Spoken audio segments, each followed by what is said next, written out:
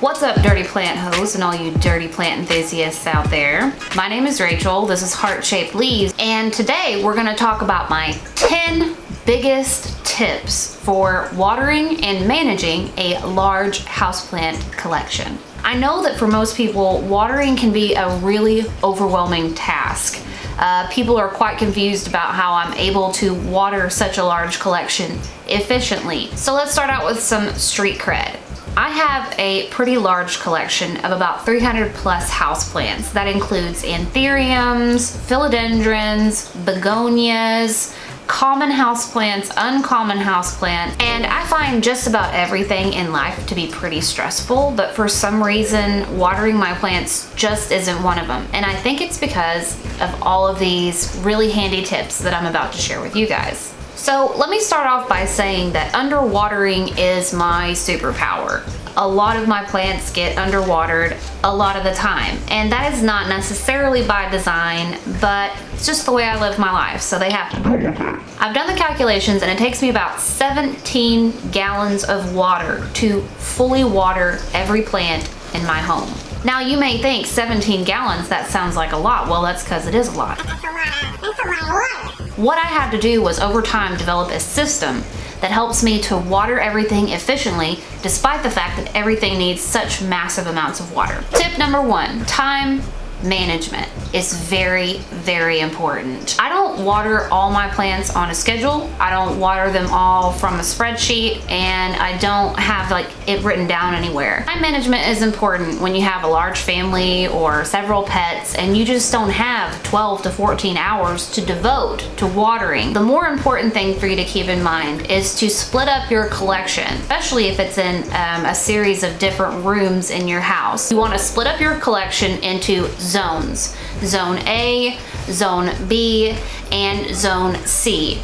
I think over the course of owning houseplants for a long time, you start to get to know each plant pretty well. Which ones are drama queens, which ones are not drama queens. But you have to get to know your plants on a more personal basis. Which ones are the water suckers and which ones can kind of go without. Step number 2, I always water my plants with warm water. I don't know if there's anything scientific behind this. You can call me crazy if you want to. You can disprove me in the comment section.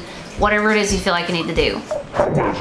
I feel like in an indoor environment where your air conditioner is constantly running and things are typically a lot cooler on the inside than they are on the outside, I just cannot bring myself to put ice cold water on my plants. And if you want to go back and visit the street cred portion, you can see that it's obviously not doing any harm to my plants to keep the water away from being freezing cold. And also, I've noticed that when I pour cold water into a pot earlier on in my houseplant keeping, that if I went and touched the terracotta pot, it was like ice. And I know that can't be good for a tropical, sun-loving plant. My watering has started to become somewhat of a tepid, lukewarm bath for a lot of my plants. Which brings me to my next point.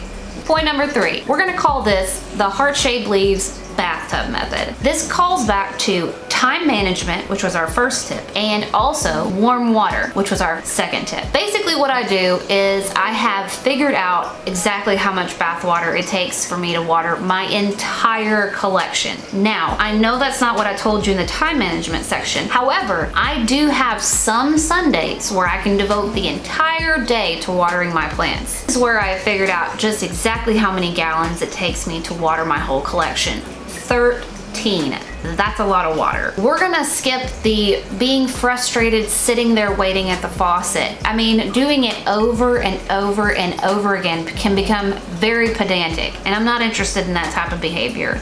So what I do is I fill it up to the halfway mark because I know that's just about how much I use. Tip number 4, pH matters. In a lot of plants, they have to have the correct pH water in order to be able to bring up nutrients, right? Now, you're not gonna run into a lot of problems with your houseplants when it comes to this. You may run into more problems with like outdoor gardening or hydroponic systems and things like that. I couldn't help but notice the process where the pH had to be at a certain range in order for the plant to be able to draw up nutrients. Early on in my plant collecting, I began pH balancing the water that I give to my plants. Now, if you were gonna do this for every pitcher that you poured, this would be a huge labor, but it's not, because all of our water is currently in a bathtub. It's not a religion.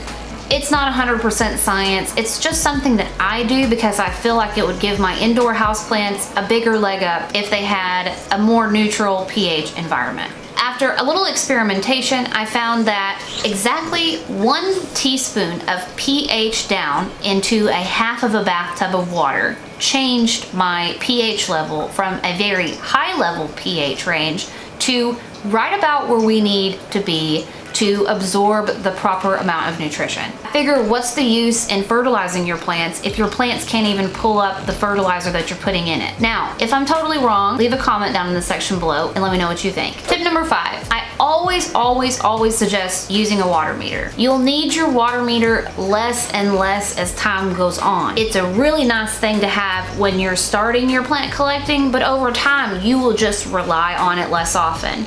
You'll become more familiar with signs of extremely dry soil or how much your pot should weigh. Or you'll notice the soil kind of pulling back away from the pot and you'll know this is an extremely dry plant.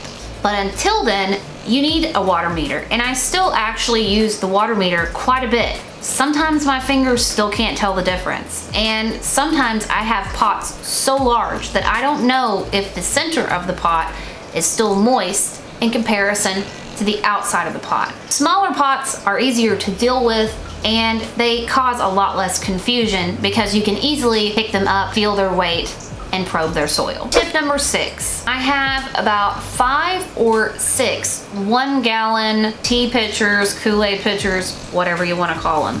I have about 5 or 6 and I fill them all up in the bathtub at the same time. Now remember, this water is warm, it's pH'd, and once I collect these pitchers full of water, that's the time where I can choose, do I want to use liquid fertilizer right now or don't I?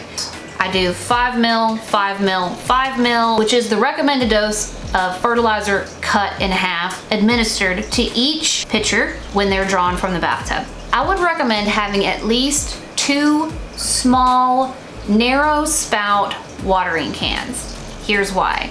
When you're watering your collection, a lot of times you need to get to the backs of shelves. You need to get around things. You need to be nimble, you need to be quick, and you need a little bitty tiny candlestick. You know what I'm saying? Pitchers are nice for watering when you're watering a large monstera or a large philodendron or a giant pot of something. But if you're not watering a giant pot, you want to be a little more precise in how you're watering.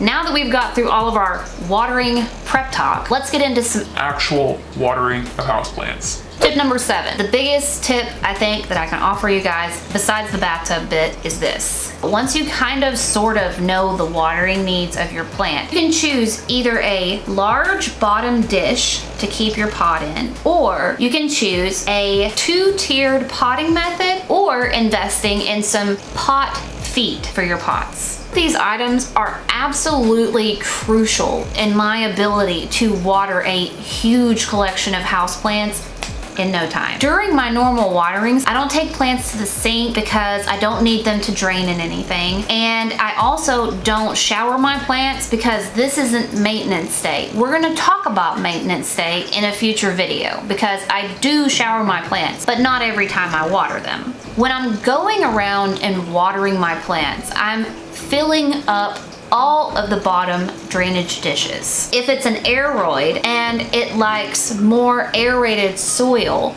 I always have those in a 2-tiered system. These pot feet are pretty expensive for some reason, I don't know why, but if you just take a slightly smaller terracotta pot and set your main plant pot inside of that, it will create a layer where your favorite plant won't sit in water for too long after you go across and you water everything from the top. This plant in particular doesn't want to sit in water and sit in water and sit in water. This is not an outdoor environment where evaporation is going to happen quickly. If this same plant were outside, you could probably hose it down with a hose and leave it sitting in a puddle of water, and as long as the sun was out and the temperatures were hot, it would be just fine. However, we are indoors, so a lot of times I want to saturate my aeroids and anthuriums, but I don't want them to sit in the residual drain, and I don't want them to suck it back up. All of my watering is either done through bottom watering, or it's done through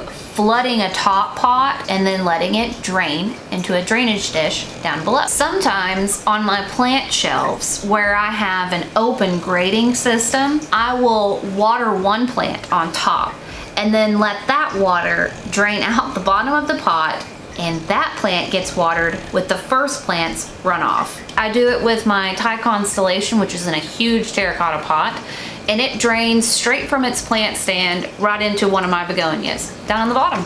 And it's quick. I just pour, 2 plants just got watered. I would also recommend getting a dish that is going to be deep enough to hold enough water to really nourish this plant. Because if you have a shallow terracotta dish underneath your peace lily, bottom watering is not going to do you a lot of good. It's a very shallow dish. If you go to Lowe's or Home Depot, they have shallow ones and they also have deep ones. I suggest for your more water hungry girls that you invest in a deeper plastic, or if you can find a cool looking ceramic one, knock yourself out. Tip number 8, hanging plants are not excluded from any of these rules. For years, I kept my hanging plants in macrame hangers without drainage dishes, and I don't know what I was thinking, man. I would pull them down every time they needed to be watered, and most of the time they were so damn dry that I had to let them soak in a deep dish of water for several hours. It was really a giant pain in my ass, and it was keeping me from taking the best care of my hanging houseplants. Hanging houseplants need drainage dishes as well. So I went through my entire hanging plant collection, and there's room for it inside every macrame hanger. If you can't get a plastic one to behave inside the macrame, I would suggest a deeper terracotta one that will actually hold its form in the bottom of your macrame. Be careful. I have broke more than one terracotta dish trying to do this. I suggest enlisting the help of a partner. I have noticed since I have started bottom watering all of my hanging plants, it has made a huge difference. I just go through my whole hanging collection. I take my small spout watering container and I boom, fill it up, fill it up, fill it up, fill it up, fill it up, and there's no lag time. There's no wait time. There's no pulling them down off the wall, and you girl just don't have the time for that. You do need to look at your plants and you do need to inspect them, but that's not today. That's maintenance day. Watering tip number 9. On the days that I don't want to water my entire collection, let's say I don't have a whole Sunday to fill up the bathtub and do all this crap. I totally get it. Although it is fun to spend an entire day dealing with your plants, and it's a damn good excuse not to go to public events, which we don't really need right now, but in the future you may need. On those days, I harvest water from my fish tanks. Why I do that, I'm sure you can clearly understand. Not only is there a lot of nutrients in this water, fish cacas to be more precise, but it's also naturally low pH, so that I don't have to worry about putting in a super high pH water into my plants on days I don't feel like pHing water down. I'm no expert, but in order to keep a healthy fish tank, you have to do regular water changes, right? And that's a pain in the ass. However, if you are wanting to steal water from your fish tanks to give a couple of your stragglers, your more dramatic plants that don't like to wait as long, it's a good way to not only get your fish tank changes in, but also water the plants that can't quite go as long as the rest of them in between your bathtub days. I've been watering the majority of my collection lately with fish tank water, kind of like the same type of method. Casey will go in and he will pump out a third or a fourth of the tank water into a reservoir for me, and I will dunk my pitchers into that reservoir. The water is not quite as warm as what I would want it, but it is heated beyond really cold tap water because the tanks are heated. Golly, you're so loud. You're snoring so loud. You're real cute though. Carry on. Tip number 10, enlist the help of your family members or your friends or whoever it is that's stopping by and opening your fridge and eating all your food all the time. Not a bad thing to ask for help. Now, you guys know, if you are a subscriber of mine, that I have some pretty intense back problems from time to time. And if you're not a subscriber, please subscribe. So I have had to learn over time to ask for help. It is not my specialty, I assure you. I want to do everything by myself for myself. A lot of the times these big terracotta pots that I have, if I want to move them, I need Casey's help because I don't want to ask for trouble. And also I have asked my family members if they see a plant that's really struggling, I've asked them to bottom water it for me. Here's what you can do to help mama out if you see that mama's plant looks like it's having a rough time. It doesn't help me, but it also helps to teach my kids a little bit about plants. You know, they can tell when a plant is struggling and when a plant is thriving, and that is the first step in being able to garden and or indoor garden by intuition.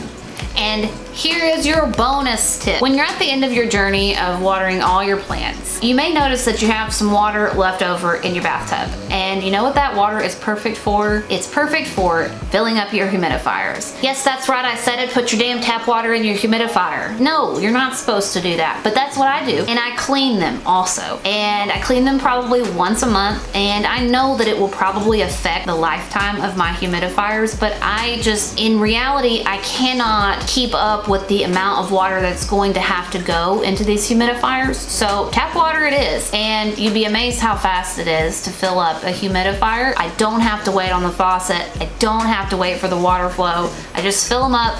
That's the end of my watering. I pull the plug and I let the water go down the drain. For every plant in my collection, I can do it within about, I would say, 2 hours. Now, that's not super time efficient, but if you can think about how crazy lost you could get trying to water all those plants, it could take you 8, 9, 10, 11 hours to do something like that. So it's pretty efficient when you think about it. It could take you perhaps 10 to 15 minutes per zone once you kind of get it down and figured out what plants want what. If you liked me sharing all of my watering secrets today and you want to hear some more secrets of how I take care of my gigantic indoor plant collection, be sure and give this video a like. If you want to hear more tips and tricks in the future, be sure and subscribe. If you want a little more plant content, you can head over to our second channel, HSL After Dark, and we can offer you about 110 different kinds of hillbilly trash to put in your ear.